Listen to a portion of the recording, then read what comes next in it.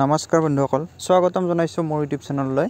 মই আজি আপোনালোকৰ মাজলৈ আনিছোঁ আকৌ এটি নতুন ভিডিঅ', যিটো ভিডিঅ'ত আপোনালোকে বনাব পাৰিব ফাৰ্মাৰ আইডি।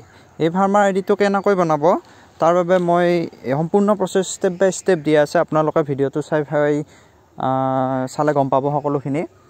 আৰু যদি ভিডিঅ'টো চাই ভাল পালে লাইক কৰিব, শ্বেয়াৰ কৰিব, কিবা জনাব লাগি থাকিলে কমেণ্ট কৰিব আৰু মোৰ চেনেলটো প্লিজ ছাবস্ক্ৰাইব কৰি দিব। আহক এতিয়া ভিডিঅ'টো আৰম্ভ কৰোঁ। আপোনালোকে এইটো পেজ অন কৰি ল'ব। এই পেজটোৰ লিংক মই ডেছক্ৰিপশ্যনত দি দিম। আপোনালোকে তাৰ পৰা ডাইৰেক্ট আহিব পাৰিব পেজটোলৈ। সকলোৰে সুবিধাৰ্থে মই লিংকটো দি দিম। ইয়াৰ পিছত আপোনালোকে এইটো পেজত অন হোৱাৰ পিছত আপোনালোকে লগ ইন উইথ CSC ক্লিক কৰিব। এটা কথা মনত ৰাখিব, যিবিলাকৰ CSC আছে তেওঁলোকে এপ্লাইটো কৰি দিব পাৰিব বা আপোনালোকে CSC থকা চেণ্টাৰলৈ গৈ এপ্লাইবোৰ কৰিব পাৰিব। হ'লেও প্ৰচেছটো জানিব পাৰিব, কি কৰিব, কেনেকৈ কৰিব, কি লাগিব। CSC ID password captcha code বহুৱাৰ পিছত আপোনালোকে কৰিব পাৰিব। চাইন ইন কৰি দিলে আপোনালোকৰ নেক্সট পেজ এটা অন হৈ আহিব। অকণমান টাইম ৱেইট কৰিব। এতিয়া ইয়াতে আপোনালোকৰ এইটো পেজ আহিছে। এইটো পেজত আছে আধাৰ অথেণ্টিকেশ্যন। আপোনালোকে ইয়াতে আধাৰ অথেণ্টিকেশ্যনত ক্লিক কৰি আধাৰ নম্বৰ বহুৱাই ছাবমিট কৰিব লাগিব। আৰু এটা কথা মনত ৰাখিব, যিসকলে নেকি PM কিষাণৰ পইচাৰ পাই আছে তেওঁলোকেহে ইয়াতে এপ্লাই কৰিব পাৰিব। যিবিলাকে PM কিষাণৰ পইচাৰ পাই থকা নাই তেওঁলোকৰ এপ্লাই নহয়। ইয়াতে যিসকলে পাই আছে তেওঁৰ আধাৰ নম্বৰ বহুৱাই দিব লাগিব। অৰ্থাৎ মই এতিয়া এটি কৰিব বিচাৰিছোঁ, ইয়াতে আধাৰ নম্বৰ পাই থকাৰ আধাৰ নম্বৰ বহুৱাই দিছোঁ। ভেৰিফিকেশ্যন পেণ্ডিং নট ক্লিক কৰি দিলে এটি OTP যাব, আধাৰ OTP। মনত ৰাখিব, লগত আধাৰ OTP যোৱা মোবাইল নম্বৰটো লৈ আহিব, কাৰণ 3টামান OTP যায়। অকণমান টাইম ৱেইট কৰিব। OTPটো ইয়াতে এতিয়া বহুৱাই দিব। OTPটো বহুৱাৰ পিছত আপোনালোকে ভেৰিফাই কৰি দিব। আধাৰ ভেৰিফাই হৈ গ'ল। এতিয়া আপোনালোকে মোবাইল নাম্বাৰ ভেৰিফাই কৰিব লাগিব। মোবাইল নাম্বাৰ ভেৰিফাই কৰিব লাগিব। আপুনি আপোনাৰ যিটো আধাৰত OTP যোৱা মোবাইল নাম্বাৰ আছে সেইটো মোবাইল নাম্বাৰ ইয়াতে বহুৱাই দিব।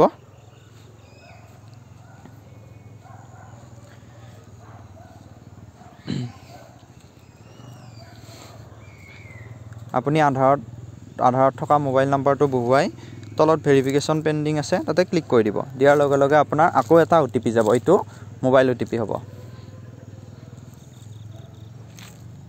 অকণমান টাইম ৱেইট কৰিব OTPটো অহালৈ। OTPটো অহাৰ পিছত OTPটো বহুৱাই আপোনালোকে ছাবমিট কৰি ভেৰিফাই কৰি দি দিব। হৈ গ'ল এতিয়া ভেৰিফাই। এতিয়া আপোনালোকে ইয়াতে আপোনালোকৰ ফাৰ্মাৰ ডিটেইলছ বহুৱাব লাগিব। ফাৰ্মাৰ ডিটেইলছ বহুৱাব লাগিলে আপোনালোকে কি কৰিব লাগিব, ইয়াতে ইংলিছতো নাম আছে আৰু অসমীয়াতো নাম আছে। ইয়াৰ পিছত আপোনালোকে অসমীয়াত নাম বহুৱাব লাগিব। ইয়াৰ কাৰণে কি কৰিব, আপোনালোকৰ সুবিধাৰ্থে মই সহজ কৰি কৈছোঁ। গুগল ট্ৰেন্সলেটটো অন কৰি ল'ব। গুগলৰ তাৰ নেক্সট পেজ অন কৰি ল'ব। প্লাছ চিনটোত কৰিব ক্লিক। তাৰপাছত আপুনি গুগল ট্ৰেন্সলেট চাৰ্চ কৰিব। ইয়াতে আহিব আপোনাৰ গুগল ট্ৰেন্সলেট ইংলিছ আৰু এছামিছ, যিহেতু অসমীয়ালৈ আনিব লাগিব। লেফ্ট চাইডে আপোনালোকে ইংলিছ ৰাখিব আৰু এইফালে এছামিছ ৰাখিব। তাৰপাছত নেক্সট ইয়ালৈ আহিব আকৌ। তাতে এইটো আপোনালোকৰ নামটোত কপি কৰিব, চিলেক্ট কৰি লৈ কপি কৰি গুগল ট্ৰেন্সলেটত আহিব। এতিয়া গুগল ট্ৰেন্সলেটত আহি আপোনাৰ ইংলিছৰ ফালে আপোনাৰ নামটো পেষ্ট কৰি দিব। দিয়াৰ লগে লগে আপোনাৰ নামটো অসমীয়ালৈ ট্ৰেন্সলেট হৈ গ'ল। আপোনালোকে মনত ৰাখিব, কেতিয়াবা 2-এটা শব্দ ভুল হৈ আহে, সেইখিনি আপোনালোকে শুদ্ধ কৰি ল'ব পাৰিব। শুদ্ধ কৰি ল'ব। এতিয়া আপোনাৰ নামটো ইয়াতে অহাৰ পাছত অসমীয়া নামটো কপি কৰি farmer name in local language থকা সেইটোত বহুৱাই দিব। আপোনালোকৰ ইয়াতে আহিব কাষ্ট। যদি নামটো কিবা ভুল আছে আপুনি শুদ্ধ কৰিব বিচাৰে, ইয়াতে শুদ্ধ কৰিব পাৰিব। ইয়াৰ পৰাও কৰিব পাৰিব, কিন্তু ইয়াতে অকণমান প্ৰব্লেম হৈ যাব। গতিকে আপুনি ডাইৰেক্ট তাতে যদি অসমীয়া কপি কৰি লৈ কৰিব পাৰে, তাতে অসমীয়াত কপি কৰি দি দিব। কপি কৰি পেষ্ট কৰি বা আপুনি যেনেকৈ কৰে শুদ্ধ কৰি ল'ব। কাষ্টটো দিব, যি কাষ্ট হয়। নেম মেটচটো চাই ল'ব। একেবাৰে 0 হ'লে আপোনাৰ নহ'ব। অকণমান আপুনি এইটো 20%ৰ ওপৰত থাকিব লাগে।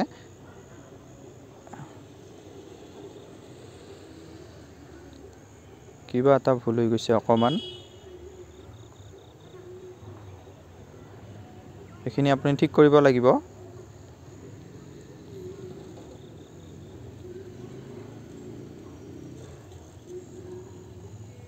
হৈ গৈছে। এনেকৈ আপোনাৰ নামটো নিমিলালৈ অকণমান ঠিক কৰিব লাগিব, সেইখিনি চাই ল'ব। এতিয়া ফাদাৰ নেমটো অসমীয়াত লিখিব লাগিব, এইটো কপি কৰিব, গুগল ট্ৰেন্সলেটত গৈ কপি পেষ্ট কৰি দিব। ফাদাৰ নেমটো আহি গৈছে, যদি নামটো শুদ্ধ আছে ডাইৰেক্ট সেইটো কপি কৰি নি বহুৱাই দি দিব, আৰু যদি কিবা ভুল পায় আপুনি শুদ্ধ কৰিব পাৰিব।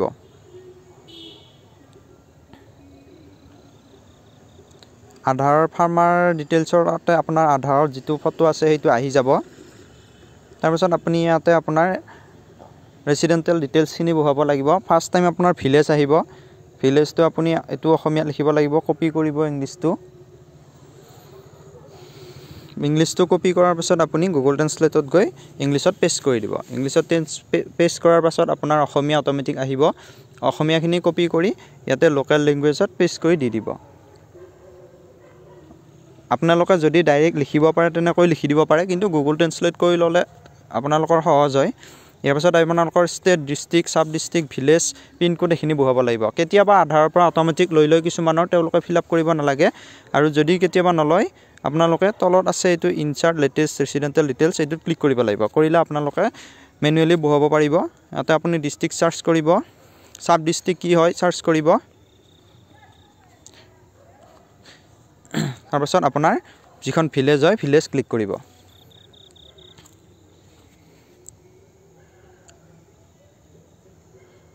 ভিলেজ ক্লিক কৰিব। ভিলেজ ক্লিক কৰাৰ পাছত আপোনাৰ হৈ গ'ল। কেতিয়া মনত ৰাখিব, আপোনাৰ কেতিয়াবা ইয়াতে পিনক'ডটো ভুল হৈ আহে, বা কেতিয়াবা আপোনাৰ পিনক'ডটো অট'মেটিক ইয়াতে লৈ লয়, এইটো আপুনি চেঞ্জ কৰিব নোৱাৰিব, যিটো আহে সেইটোৱে দি দিব, আপোনাৰ তাত কোনো প্ৰব্লেম নহয়। এইটো পিনক'ড মই ভিলেজটো চিলেক্ট কৰি দিয়াৰ লগে লগে অট'মেটিক লৈ লৈছে, গতিকে এইটোত কোনো আপোনালোকে চিন্তা কৰিব নালাগে, তেনেকৈ আহি যাব। তেওঁলোকৰ হয়তো আপডেটত তেনেকুৱা হৈ আছিলে।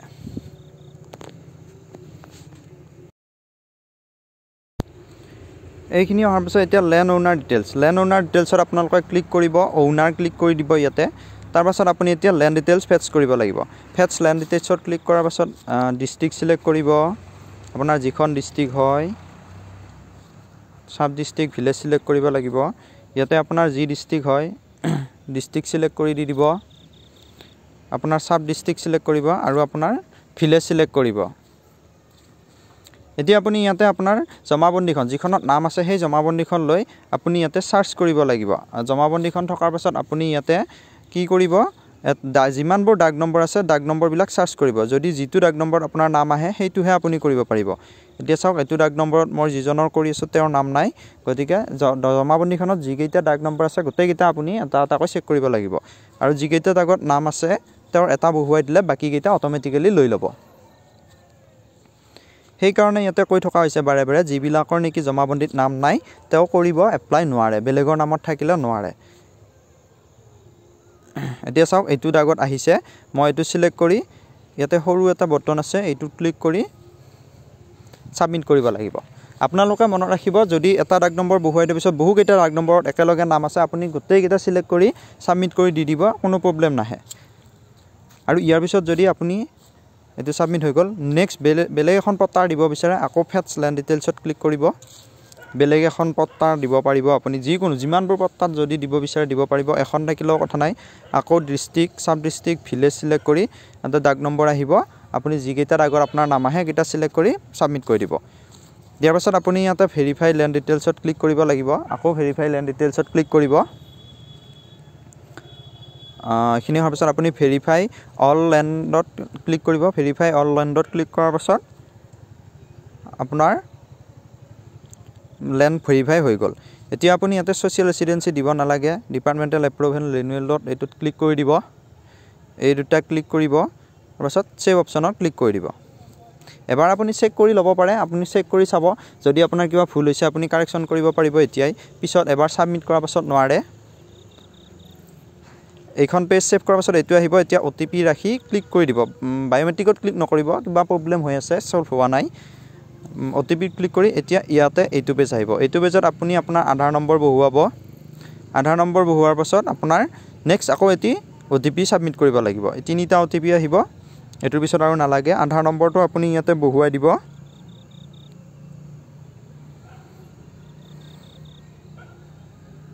আধাৰ নাম্বাৰটো আপুনি ইয়াতে বহুৱাই দিব।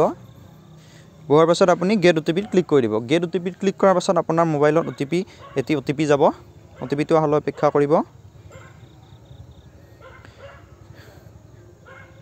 তাৰ পাছত সাবমিট কৰি দি দিব OTP-টো বহুৱাই কেতিয়াবা OTP বা আপোনালোকৰ কিবা প্ৰবলেম হৈ যায় হলে আপুনি আকৌ নতুনকৈ কাটি আৰম্ভণিৰ পৰা কৰিব লাগিব হেতুত কোনো কথা নাই অকমান টাইমটো খাব আকৌ এবাৰ কৰিলে হৈ যাব এতিয়া চাওক আপুনি ইয়াতে এটি পেমেন্ট কৰিব লাগিব আপুনি CSC ৰ পৰা কৰিলে কিবা এটি পেমেন্ট কাটে আৰু যদি অফিসত কৰে আপুনি এগ্ৰিকালচাৰ তাতে আপোনালোকৰ ফ্ৰী হয় পইচাটো নাকাটে ইয়াতে কিবা এটা আপোনালোকৰ সৰুকৈ পইচা কাটিব তাৰ পাছত আপুনি আপোনাৰ এখিনি CSC ID পাসওয়াৰ্ড বহুৱাই নেক্সট কৰিব ওয়ালেট পিন বহুৱাব লাগিব ওয়ালেট পিনটো আপোনাৰ CSC ৰ জি আছিল এটো বহুৱাই দিব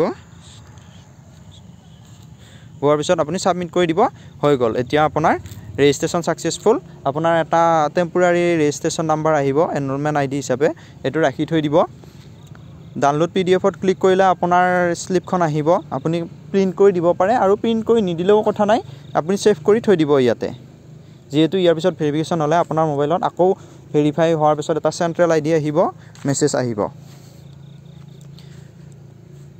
এই PDF-টো আপুনি সেভ কৰি ৰাখি থৈ দিব আপোনাৰ হয়তো প্ৰয়োজন হ'ব পাৰে বা নহবও পাৰে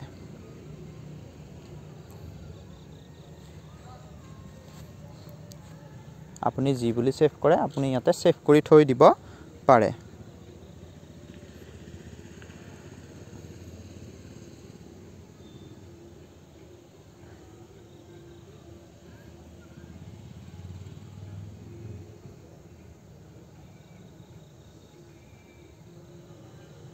এখন আপোনাৰ স্লিপখন চেক কৰি চাব আৰু কিন্তু কাৰেকচন কৰিব নোৱাৰে সাবমিট হোৱাৰ পিছত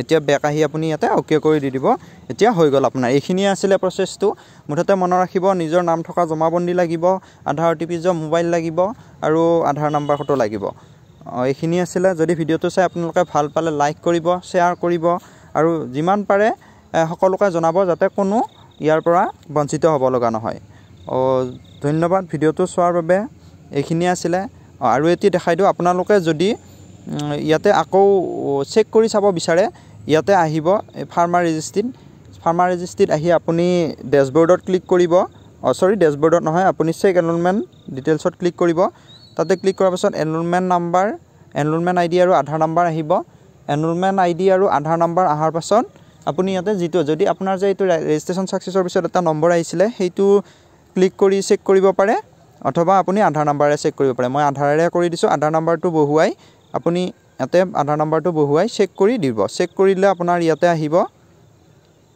আপোনাৰ আধাৰ নাম্বাৰ আহিব সেন্ট্ৰেল ID টো আপোনাৰ এপ্ৰুভ হোৱাৰ পিছত আহিব এপ্ৰুভাল ষ্টেটাস দেখুৱাই আছে পেন্ডিং নাম আহিব ডেট আহিব যদি ৰিজেক্ট হয় ৰিজেক্টৰ কাৰণ আহিব এইখিনি আপোনালোকে চাব তো এইখিনি আছিল আপোনালোকে সকলো খেতিয়কলৈ বা যিবিলাকে PM কিষাণ পাই আছে সকলোলৈ ভিডিওটো শেয়াৰ কৰক যাতে কোনো ইয়াৰ পৰা বঞ্চিত হ'ব লগা নহয় যিকেজন নেকি আসল খেতিয়ক তেওঁলোকে যাতে পইচাটো পাই থাকে ধন্যবাদ বন্ধুসকল মোৰ ভিডিওটো চোৱাৰ বাবে আৰু যদি ভিডিওটো চাই ভাল পালে লাইক কৰিব শেয়াৰ কৰিব কিবা জনাব লাগি থাকিলে কমেন্ট কৰিব আৰু মোৰ চেনেলটো প্লিজ সাবস্ক্ৰাইব কৰি দিব